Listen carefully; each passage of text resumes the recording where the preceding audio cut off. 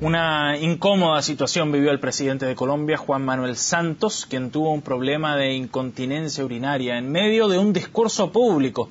Una complicación que afecta a muchos hombres, más de lo que la gente probablemente cree, aún más cuando han sido operados de la próstata como tratamiento contra el cáncer, tal como fue el caso precisamente del mandatario colombiano el año 2012. Queremos conversar sobre este tema, saber por qué el cáncer a la próstata es la segunda causa de muerte entre los chilenos, por debajo del cáncer de estómago.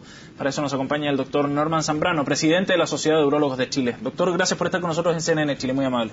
Muchas gracias por la invitación. Doctor, primero partamos explicando lo que podría haber sucedido con el presidente Santos. Él no ha querido referirse al tema, evidentemente que hay una complicación mayor, ¿no? por lo que puede significar en la exposición al público. ¿Pero es frecuente lo que le sucedió al presidente Santos? Yo diría que sí, es relativamente frecuente. Toda vez después de una cirugía radical de próstata por un cáncer, existe una incontinencia urinaria que es principalmente de esfuerzos. Es decir, cuando la persona tose, se ríe, estornuda, hay un escape involuntario. Y eso es muy frecuente al comienzo, pero actualmente menos del 5% de los pacientes operados terminan finalmente con alguna incontinencia. Es decir, esto ocurre en los primeros días, semanas, a veces algunos meses, y después pasa, afortunadamente. Perfecto. ¿El organismo se va regulando solo? El organismo se va regulando y existen también terapias en el fondo de fortalecer la musculatura del periné, del esfínter, de tal modo de que el paciente logra nuevamente un control y es capaz de retener y no se le escapa. Ahora, ¿a qué se debe esa Lo que pasa es que la próstata está localizada muy cerca del esfínter, que es el músculo que finalmente se contrae y es capaz de evitar que se escape la orina. Y en la cirugía uno o pasa a llevar eso o simplemente se daña de alguna manera y se resiente. Y por lo tanto, si es que el daño, en el fondo, lo que uno causó en la cirugía es menor, lo más probable es que ese escape sea transitorio, muy breve y por lo tanto pase completamente. Tuvo un poco de mala suerte también entonces el presidente Santos, quizás. Sin saber ningún antecedente más específico, yo creo que sí, porque él, si no me equivoco, tenía 2 años de operado. Sí, claro. Y en general, yo diría que a los 2 años la gran mayoría de los pacientes está completamente seco, es decir, no se mojan. Ahora, el cáncer de próstata, hablando a raíz de este tema, es bastante más frecuente de lo que la gente cree, pero pese a eso hay poca información, digo, en general, y no sé si usted concuerda conmigo, pero me da la impresión de que hay poca consideración también respecto a la prevención que se debe hacer en este caso. Sí, lamentablemente los chilenos en general se chequean poco, estoy hablando de los hombres, ¿ya? El cáncer de próstata es la segunda causa de muerte por cáncer en el hombre en Chile y en el mundo, o en gran parte de los países desarrollados al menos, y por lo tanto es una patología muy prevalente. Sí.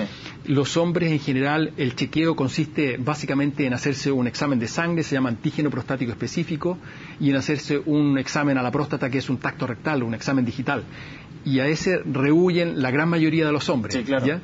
Ahora, incluso sin hacerlo, o sea, si yo tuviera que hacer una sugerencia, les diría, háganse al menos el antígeno. El antígeno sí, lamentablemente es inespecífico para cáncer, es decir, se eleva también con otras patologías de la próstata. Pero si uno tiene un examen elevado y no tiene ninguna otra patología que explique eso, uno tiene que pensar que puede tener un cáncer de próstata. Y puede seguir adelante con los otros exámenes. Exactamente, claro. Y sigue uno adelante con exámenes, biopsias, lo que corresponda. Así es. Ahora, ¿por qué es tan prevalente esta enfermedad? ¿Hay razones genéticas? ¿Uno se puede explicar a factores específicos de nuestro país?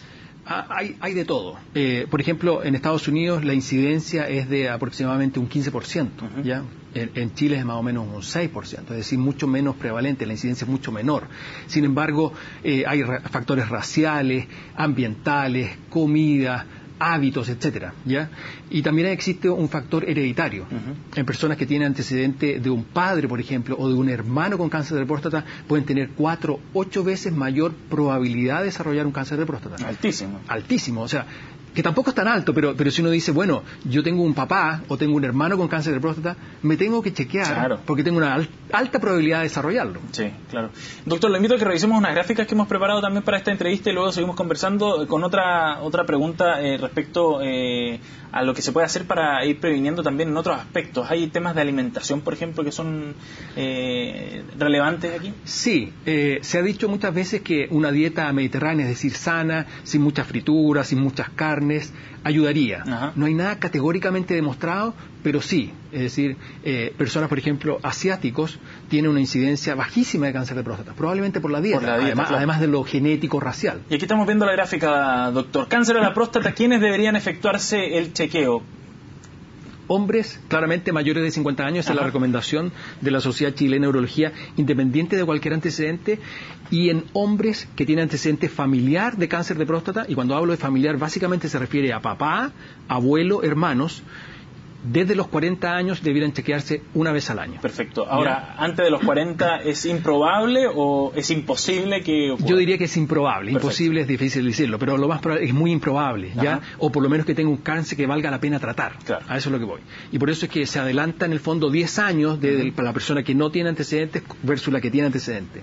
Ahora, lo que dice después es en aquellos pacientes que tienen un tacto rectal sospechoso, es decir, se toca algo distinto de lo normal, un nódulo, está indurado, duro, irregular, lo que sea en la próstata, o que tienen un antígeno prostático específico elevado para su edad, esa persona debiera investigarse mucho más. Y esa investigación generalmente consiste en hacer una biopsia a la próstata para tener diagnóstico del tejido, sí, claro, para ver si lo tiene o no lo tiene. Doctor, mucha gente ni siquiera sabe quizás dónde está ubicada la próstata en particular y cómo, si es que a simple vista uno se puede detectar alguna, digamos, algún cuerpo extraño, ¿no? O algún síntoma que nos dé alguna alerta, alguna alerta. Lamentablemente la próstata, para el cáncer de próstata, no da prácticamente ningún síntoma. Perfecto. Pero muchísimos años, es decir, es completamente asintomático. Por eso es que si uno quiere hacer un diagnóstico precoz, o sea, detectarlo en etapas tempranas y por lo tanto curable la mayor parte de las veces, sí, claro, tiene que chequearse.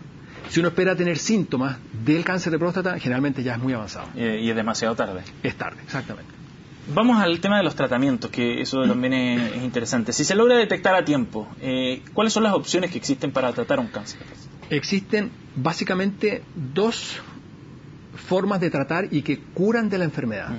La cirugía, que consiste en sacar la próstata en forma completa y que se llama prostatectomía radical, o la radioterapia, que consiste en irradiar la próstata. Claro. ¿Ya?